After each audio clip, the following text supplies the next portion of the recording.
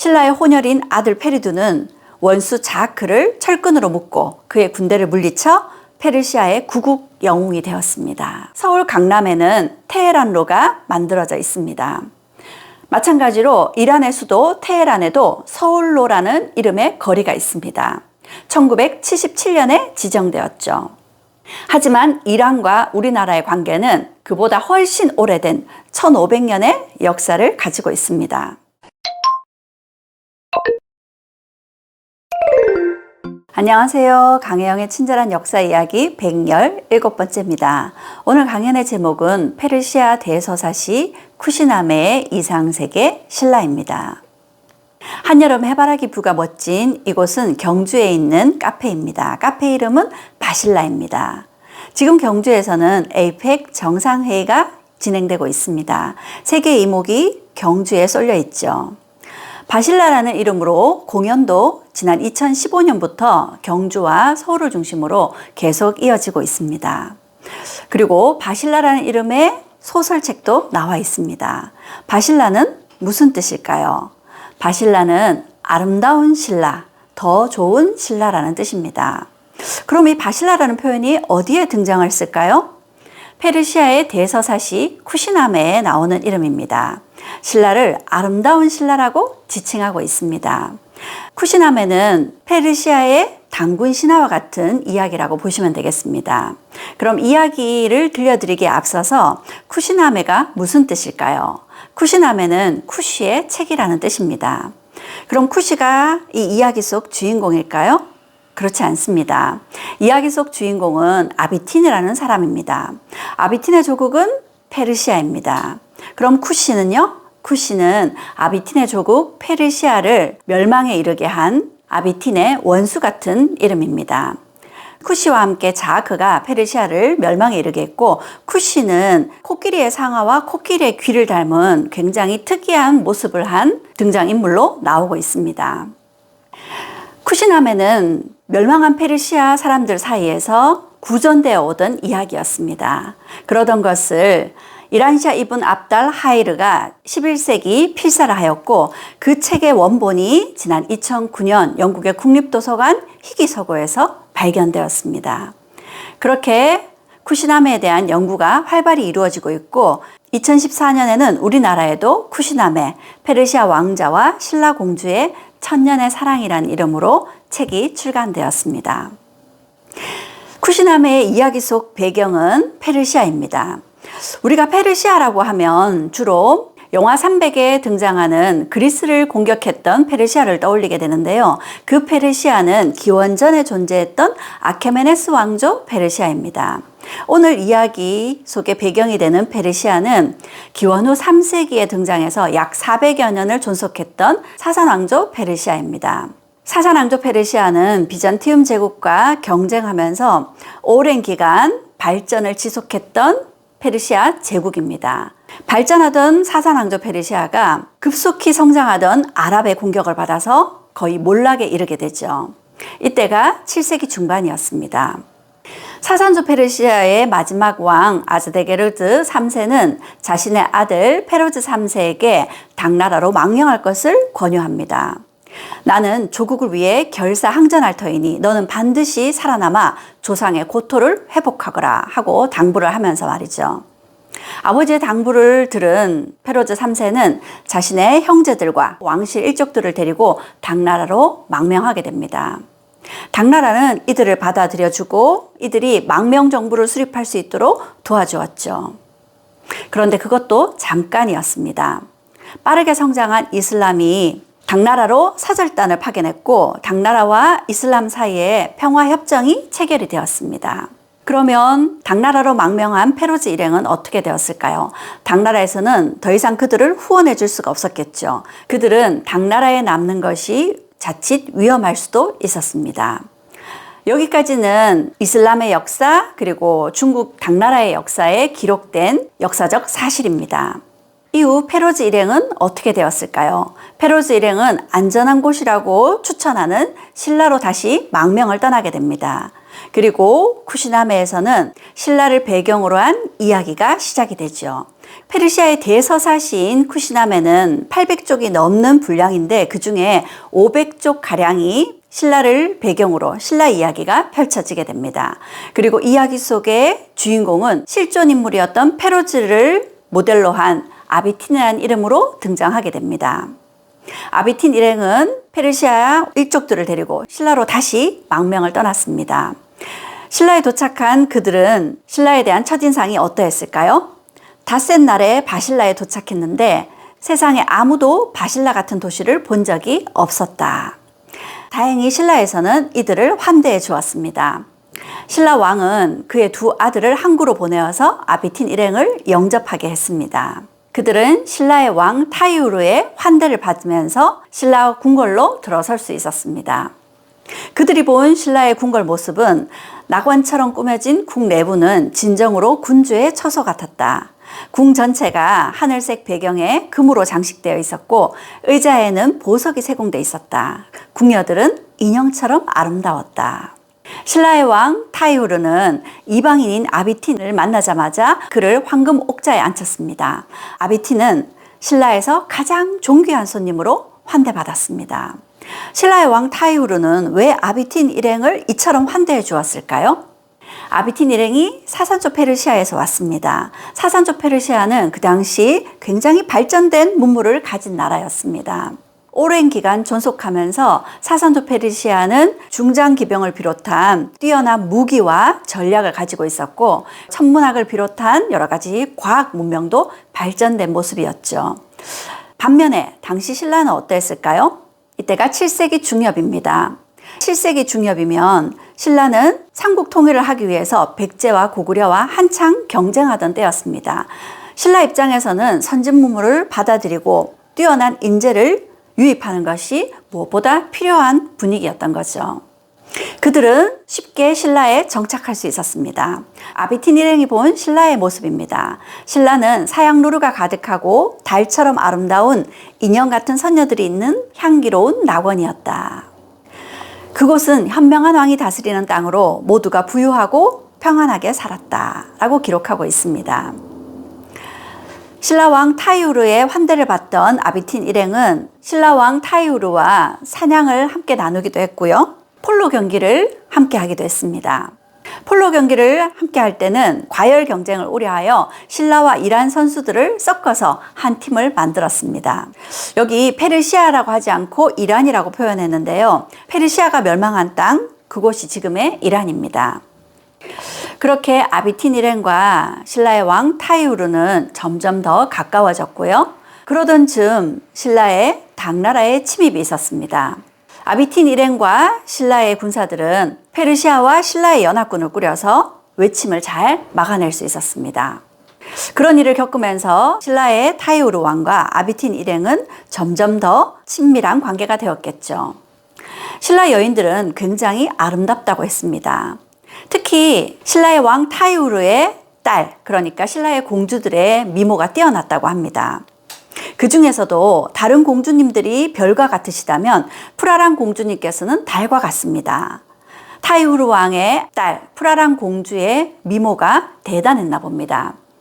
아비틴은 타이우르 왕에게 푸라랑 공주와 결혼을 허락해달라고 요청을 했습니다.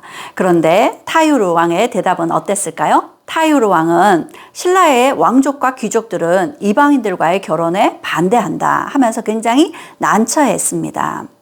하지만 아비틴이 간곡히 부탁을 하자 타이우르 왕은 한 가지 시험을 하기로 합니다. 많은 신라 여인들 중에서 푸라랑 공주를 단번에 찾는다면 결혼을 허락해 주겠다고 했죠. 사실 아비틴은 한 번도 푸라랑 공주를 본 적이 없었거든요. 하지만 아비틴은 몰래 푸라랑 공주의 모습이 어떠한지에 대한 정보를 얻었고 많은 여인들 사이에 한눈에 푸라랑 공주를 찾을 수 있었습니다. 아비틴은 푸라랑 공주에게 청혼하고 두 사람의 혼인이 성사되었습니다. 신라에서는 바질로 묶은 황금색 유자를 신부에게 전합니다. 만일 신부가 허락한다면 유자와 바질을 받아 입을 맞추고 간직합니다. 신라의 혼인 풍습을 소개하고 있는 것 같습니다. 그렇게 아비티는 신라의 프라랑 공주와 결혼을 하고 행복한 신혼을 보내고 있었습니다. 그러던 중 기쁜 소식이 들려왔죠. 프라랑 공주가 아이를 가졌답니다. 그러던 어느 날 아비틴이 꿈에서 계시를 받았습니다. 그대의 아들이 태어나면 페르시아를 멸망시킨 아랍의 복정자 자하크를 반드시 물리치고 조국을 위해 복수할 것이다. 그제서야 아비틴은 아버지의 당부가 떠올랐습니다. 아비틴은 신라왕 타이우르에게 허락을 받고 조국으로 다시 돌아가게 됩니다. 당시 바닷길에 경험이 많은 노련한 신라 뱃사람들의 안내를 받아 14개월간의 여정 끝에 페르시아로 무사히 돌아갈 수 있었습니다. 아비틴 일행이 신라로 돌아올 때는 당나라로 망명을 가서 당나라에서 신라로 들어왔지만 다시 페르시아로 돌아갈 때는 당나라가 오히려 위협이 됐기 때문에 이렇게 바닷길로 돌아갔습니다. 페르시아로 돌아간 아비틴과 프라랑, 그들 사이에 아들이 태어났고 아들의 이름은 페리둔입니다. 하지만 아비틴은 이후 자하크와의 전투에서 패하였고 결국 죽임을 당합니다. 프라랑은 페리둔을 잘 키웠고 훗날 신라의 혼혈인 아들 페리둔은 원수 자하크를 철근으로 묶고 그의 군대를 물리쳐 페르시아의 구국 영웅이 되었습니다. 프라랑은 이 기쁜 소식을 자신의 조국 신라에 전하였습니다. 내 아들 페리둔이 훌륭한 지도자로 성장해 자하크를 공격해 굴복시켰습니다. 하지만 프라랑의 이 편지가 전해질 때에는 신라의 왕 타이우르가 돌아가시고 그의 아들 카람이 왕이었습니다. 이후에도 페리둔과 신라의 왕 카람의 친선은 대를 이어 계속되었습니다. 이러한 이야기가 사실이라면 아마도 연대로 보나 명칭으로 보나 타이우르는 태종 무열왕이지 않을까, 그리고 그의 아들 카람은 무무왕이지 않을까 이렇게 추측해 볼 수도 있을 것 같습니다. 하지만 이 이야기들은 진실이라고 보기에는 여러 가지 확실한 증거가 없습니다. 페르시아의 대서사시 쿠시나메의 이야기를 들려드렸습니다. 그렇다면 쿠시나메의 진실과 거짓은 무엇일까요? 역사 속에서 좀 더 자세히 알아보겠습니다. 왕자 페로즈는 페르시아 사산왕조가 멸망한 후 이웃한 당나라로 귀순해 망명정부를 꾸리며 사산왕조의 재건을 꿈꿨지만 결국 성공하지 못하고 낙양에 묻혔습니다. 중국의 역사서에는 이런 기록이 있습니다. 661년 페로즈를 페르시아 도독부 도독으로 임명했다는 신당서의 기록입니다. 중국의 또 다른 역사서 자치통감에는 662년 페르시아 도독 페로즈를 페르시아 왕에 임명했다는 기록이 있습니다. 페로즈는 페르시아의 왕자로 망명정부를 꿈꾸며 페르시아 재건을 위해 노력했음을 확인할 수 있습니다. 중국에는 페로즈로 추정되는 석상도 남겨져 있습니다. 고종과 측천무의 릉으로 알려진 건릉 입구에는 61명의 외국 사절의 석상이 있는데 그중 페로즈로 추정되는 페르시아 왕자 석상이 남겨져 있습니다. 페로즈의 형제로 알려진 바흐람의 묘지명이 청나라 말기에 발견되기도 했습니다. 페르시아국 대추장 710년 95세로 죽어 낙양 건춘문 밖에 묻혔다고 적힌 묘지명입니다. 이를 통해 사산왕조 페르시아의 마지막 왕자 일행이 당나라로 귀순해 페르시아의 재건을 위해 노력했다는 역사적 사실을 확인할 수 있습니다. 그렇다면 쿠시나메에 등장하는 향기로운 낙원, 신라에 대한 묘사는 어떨까요? 신라는 아주 번영한 곳으로 일부는 대륙에 닿아 있고 일부는 바다에 면하여 있다. 그곳을 바실라라고 한다라는 기록이 있습니다. 신라가 이상적인 낙원으로 묘사되어 있죠. 페르시아를 정복한 이슬람의 자카리아 알 카즈윈이라는 사람의 기록에 따르면 아실라는 중국의 맨 끝에 있는 절호의 나라이다. 아실라의 앗은 나라를 뜻하는 말입니다.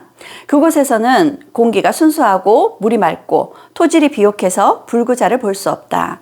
그들의 집에 물을 뿌리면 용연향의 향기가 풍긴다고 한다. 전염병이나 질병은 드물며 파리나 갈증도 적다. 다른 곳에서 질병에 걸린 사람이 그곳에 오면 곧 완치된다. 라고 이상향의 신라 모습을 기록하고 있습니다. 이슬람의 이븐 쿠르다드비는 왕국과 도로 총람이라는 책에서 이렇게 신라를 묘사하고 있습니다. 중국의 동쪽 항저우의 맞은편에 신라라는 나라가 있다. 그곳은 산이 많고 금이 풍부하다. 이곳에서는 비단, 검, 사향, 그리고 알로에, 말안장, 담비모피, 범포, 육계 등이 생산된다. 그곳에 갔던 무슬림들은 좋은 환경에 매혹되어 영구히 그곳에 정착하고 떠날 생각을 하지 않았다. 이곳에서 생산되는 이런 것들이 모두 신라에서 생산되는 것은 아닙니다. 하지만 이렇게 묘사해 놓은 걸 보면 신라에 이렇게 귀한 물자들이 풍족했음을 알 수 있습니다. 중요한 것은 신라로 갔던 무슬림들이 신라의 좋은 환경에 매혹되어 영구히 그곳에 정착하고 신라를 떠날 생각을 하지 않았다는 사실입니다.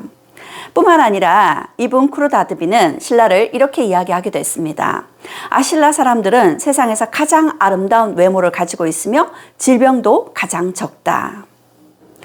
이번에는 대왕들의 업적과 경의의 요약이라는 이슬람의 작가 바쿠이의 기록입니다. 중국의 마지막 국가 신라는 매우 아름다운 곳이다. 신선한 공기, 맛있는 물 같은 완벽한 조건 때문에 백성들은 병들지 않고 건강하며 집집마다 호박 향내가 난다. 이상향의 모습이죠. 이슬람의 지리학자 알 이드리시는 신라에는 금이 흔해서 개의 쇠사슬이나 원숭이 목태도 금으로 만든다. 이렇게까지 이야기하고 있습니다. 8세기 마수디라는 사람이 그리고 그 뒤로 디마시키, 알 누아이리 등 중동의 알라위족이 이슬람 우마이야 왕조의 박해를 피해 신라로 망명했다는 기록도 있습니다. 페르시아인들이 신라로 온 것은 분명해 보입니다. 이처럼 그 당시 신라는 페르시아인들을 비롯한 많은 서역인들이 신라에서 활발히 활동하고 있었음을 보여줍니다. 이를 뒷받침하는 또 다른 기록으로 834년 흥덕왕이 백성들이 다투어 사치를 즐긴다며 사치를 국법으로 금한다는 기록이 있습니다. 백성들이 어떤 사치를 부렸을까요? 진골 여인은 금이나 은실을 자수나 공작 꼬리, 비치털, 목도리의 사용을 금하며 빗에는 에메랄드와 같은 슬슬이나 거북 가죽을 박은 것의 사용을 금하고 수레에는 침향과 자단과 같은 동남아시아산 나무의 사용을 금한다라고 기록하고 있습니다. 이처럼 신라에는 멀리서 온 진귀한 물품들이 많았던 거죠. 특히 페르시아산 카펫도 사용을 금지했다고 알려져 있습니다. 이처럼 쿠시나메뿐만 아니라 많은 기록에서 신라는 물자가 풍부한 곳이고 자연환경이 좋은 이상향으로 묘사되고 있습니다. 이번에는 신라에 남겨진 페르시아의 흔적을 살펴보겠습니다. 여기는 괴릉이라고 부르는 원성왕릉으로 추정되는 릉입니다. 경주 외곽에 있는 아주 멋있는 릉입니다. 이곳에 가면 서역인의 모습을 한 무인석상을 만날 수 있습니다. 키가 8척, 그러니까 2.5m의 우람한 모습입니다. 기골이 장대하고 방망이 같은 걸 들고 주먹을 불끈 쥐고 있는 모습이 무인의 석상으로 보여집니다. 그런데 그 무인의 얼굴을 자세히 보면요. 눈이 크고 움푹 패여 있으며 코가 높다 해서 이들을 신목곱이라고 부릅니다. 뿐만 아니라 이들은 곱슬한 턱수염과 머리에는 터번을 쓰고 있습니다. 뒤편에는 터번을 묶은 모습까지 자세히 묘사되어 있습니다. 실제로 서역인을 보고 만든 것 같은 모습입니다. 괴릉의 무인석상 뿐만 아니라 흥덕왕릉에도 무인상이 있습니다. 그런데 그 모습이 그리고 그 옷차림이 페르시아의 무인상과 굉장히 닮아 있습니다. 경주 구정동 방영분의 석상입니다. 이 석상은 손에 막대기를 쥐고 있는데 그 막대기 끝이 굽어 있습니다. 폴로 스틱으로 보여집니다. 뿐만 아니라 그의 발을 보면 뭔가 움직임을 포착하고 있는 모습입니다. 폴로를 하고 있는 사람의 모습이죠. 폴로는 페르시아의 왕실 스포츠입니다. 그런데 이 폴로와 아주 비슷한 격구를 신라의 화랑들이 즐겨 했다고 하죠. 이거 역시 우연일까요? 경주 용광동에서 출토된 토용입니다. 그런데 이 토용의 모습이 우리나라 사람이 아닙니다. 페르시아인으로도 추정되는 서역인의 모습이죠. 게다가 옷을 제대로 갖추어 입었을 뿐만 아니라 손에는 홀이라는 스틱을 들고 있습니다. 홀을 들고 있다는 것은 그가 관료라는 얘기죠. 이번에는 경주에서 발견된 토우입니다. 한눈에 봐도 얼굴 모습이 우리나라 사람이 아니죠. 그리고 그가 쓰고 있는 꽃갈 모자, 이건 페르시아의 전통 복식에서 볼 수 있는 꽃갈 모자와 매우 닮아 있습니다. 이번에는 경주에서 출토된 유리 주전자입니다. 그 모습이 비잔틴이나 페르시아 북쪽의 흑해 지역에서 출토된 유리병과 매우 닮아 있고 페르시아산 주전자와도 그 모습이 매우 닮아 있습니다. 이번에는 유리잔입니다. 왼쪽에 보이는 것은 경주 천마통에서 출토된 유리잔입니다. 사산 페르시아의 유리잔과 매우 닮아 있음을 확인할 수 있습니다. 페르시아 사람들은 입수 쌍조문이라는 이런 문양을 굉장히 즐겨 사용했다고 합니다. 꽃나무가 중심에 있고 양쪽으로 새가 배치된 모습이죠. 국립경주박물관에 가면 이런 유물이 있습니다. 이 유물에도 이와 비슷한 문양이 새겨져 있습니다. 나무를 중간으로 양쪽에 두 마리의 새가 배치된 문양이죠. 페르시아 사람들은 이런 문양을 즐겨 사용했는데 새는 영혼을 뜻하고 꽃나무는 신의 나라, 즉 영혼의 고향을 상징하는 문양이라고 합니다. 신라에서는 이처럼 페르시아의 사람 그리고 페르시아의 문화로 추정되는 흔적들을 찾아볼 수 있습니다. 이번에는 또 다른 흔적으로 처용에 대해서 알아보겠습니다. 헝강왕이 지금의 울산항인 계운포로 놀이를 갔는데 갑자기 구름과 안개가 깔려 길을 잃고 말았다. 일관의 조언을 듣고 그곳에 절을 세우자 구름과 안개가 걷혔다. 동해의 용이 이를 기뻐하며 아들 7을 거느리고 왕 앞에 나타나 춤과 음악을 연주하였다. 그 중에 한 아들이 왕을 따라 서라벌로 들어와서 왕의 정사를 도우니 이름을 처용이라고 하였다. 왕이 예쁜 여성을 처용의 아내로 삼게 하고 급관의 관직도 주었다. 급관이라 그러면 굉장히 높은 관직입니다. 삼국유사에 기록된 처용 이야기입니다. 헝강왕의 총애를 받던 처용이 일을 마치고 집으로 돌아갔더니 집에는 부인의 옆에 자신이 아닌 외간 남자의 발이 보였다고 합니다. 이를 보고 처용은 처용가라는 노래를 부르며 춤을 추었죠. 서울 달 밝은 밤에 밤늦도록 논일다가 들어와 자리를 보니 다리가 넷이로구나. 둘은 내 것이지만 둘은 누구의 것인고 본디 내 것이지만 빼앗긴 것을 어찌하리. 이처럼 처용이 자신의 발이 아닌 다른 남자의 발을 보고도 이렇게 노래를 부르며 춤을 추었다고 하죠. 그러자 역병이 처용의 앞에 무릎을 꿇었습니다. 처용의 부인과 함께 누워있던 외간 남자가 바로 역병이었던 거죠. 전염병이었음을 이야기합니다. 그리고 역병은 처용에게 무릎을 꿇고 이렇게 호소합니다. 하늘의 맹세코 앞으로는 공의 모습을 그린 그림만 봐도 그곳에 절대 들어가지 않을 것입니다. 이후로 많은 사람들은 병에 걸리지 않기 위해 처용의 얼굴을 붙여두었다고 합니다. 조선시대 악학개범에는 처용의 모습이 이렇게 묘사되어 있습니다. 어떤가요? 우리나라 사람의 모습이 아니죠. 눈이 깊고 코가 크고 주걱턱인 전형적인 서역인의 모습입니다. 삼국유사의 처용 이야기는 이야기일 뿐이라고요? 그렇지 않습니다. 삼국사기에도 비슷한 내용이 기록되어 있습니다.